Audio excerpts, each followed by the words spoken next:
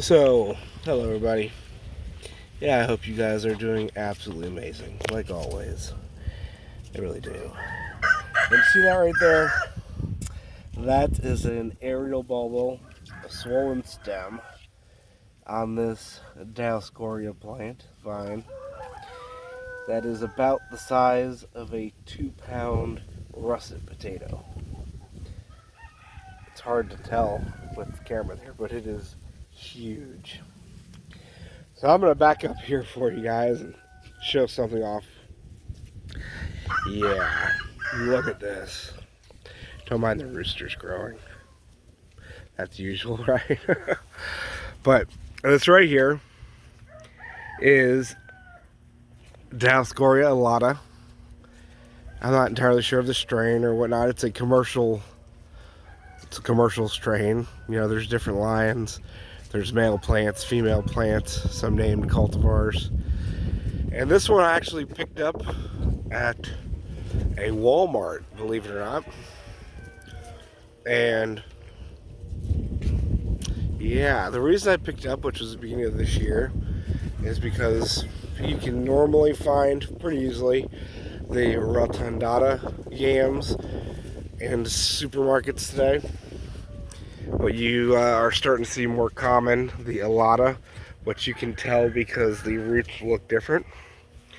The rotundata are very uniform, very rounded in shape, where the elata tend to be a little less uniform and larger. And anyway, I was at a local Walmart and they had a bin full of the Dioscorea elata. You know, I grow lots of yams. I noticed the species right off. And I bought, it was about an 8-pound root tuber, and I planted it. I did not cut it up. I left it whole. And this is that plant. Holy moly, guys. Now, this is a massive plant. And the interesting thing with Dioscorea elata is they will regrow a tuber every year, or they'll draw nutrients from their older tuber. And sometimes there's enough nutrients it'll stay there, sometimes they'll rot away. But either way, they basically grow a new tuber every season, not every year, it's a season. And I'm guessing this one, since I planted the entire tuber, just drew every bit of nutrients out of that tuber and just ran with it. This vine, first off, it shot up like 20 shoots from the single tuber that I planted. And I made the mistake of not beating it back.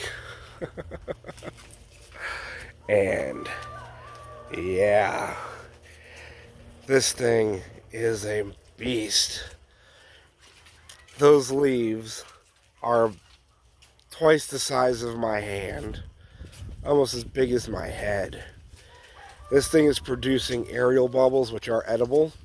They're basically the same as the underground tubers, except they're up above. You don't have to dig them, you don't have to clean them really. And the elatas a lot of times are day length sensitive, so when the days start getting short, they will produce aerial bulbils. And like I just showed you, this one is already starting to produce bulbils. Here, what are we coming? About a third of the way through September. And it already has bulbils on it that are the size of those huge russet potatoes, the baking ones they sell individually at the store. It's loaded with air bulbils that size.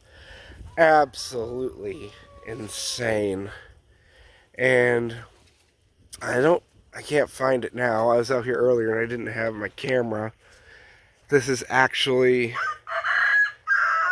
a female plant, which is pretty rare. You normally do not find female plants. It's normally the male plants that are sold because they have larger underground tubers. But this one seems to be producing extremely large aerial bulbils, which is very interesting. And I thought I'd share that with you guys. And besides that, it is just beyond vigorous. The soil where it's planted is actually in there underneath it all. There, believe it or not, there's supposed to be 4 plum trees here, and it completely devoured my poor plum trees. I'll admit I let them get away from me. I was just going to let them grow, and I didn't expect it to take off so vigorously. And gosh, it even ate that tree right there. Look at.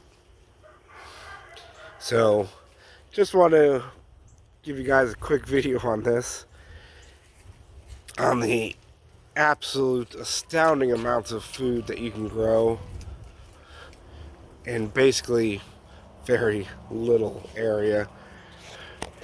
This vine right here, these vines are going to easily have 50 plus pounds, I don't doubt, of aerial bulbils. And by the size of some of the ones underneath here, which are just starting to form, let's see if we can find any for you. Look at these vines. That's as thick as my finger. Absolutely insane. This is, I can't even lift it up. It's just too heavy. Hang on, let's see if we can jam you in there. Do you see any hair bulbils? Oh, there's some little ones forming on a little vine. There's some beast hidden in there somewhere. It's a little dark. It's hunting for treasure. It's like, gosh, there's little vines and massive thick vines. They just keep growing on top of one another. It is an impenetrable wall of food, guys. Absolutely. Yeah. Not going to be able to find any. I don't want to break them off. They're real young and tender right now. But I will make a video as I'm harvesting off of this. Probably around December, when they normally start dying back. This plant did not start growing until June. The end of June. So, July, August, September. This plant has only been going for about 3 months, and the amount of food that is going to be produced by this plant is going to be insane. But I'll keep you guys up to date on it. Dowscoriolata tends to go right until the cold before it'll die back and start slowing down. And woo, look at that, guys. So grow food, guys. Oh, it's raining on me. There you go. Hey, rain. Those yam vines. Grow food, guys. Grow super productive, nutritious, delicious things. And gosh, yams may be monsters, but they will give you some food. This has zero care from me, zero water, nothing. And I will easily get over 100 pounds, if not more, of roots and tubers and bulbils off this. Awesome, just awesome. Love you guys. Like and subscribe. Keep following. Thank you for everything. Check out the links below.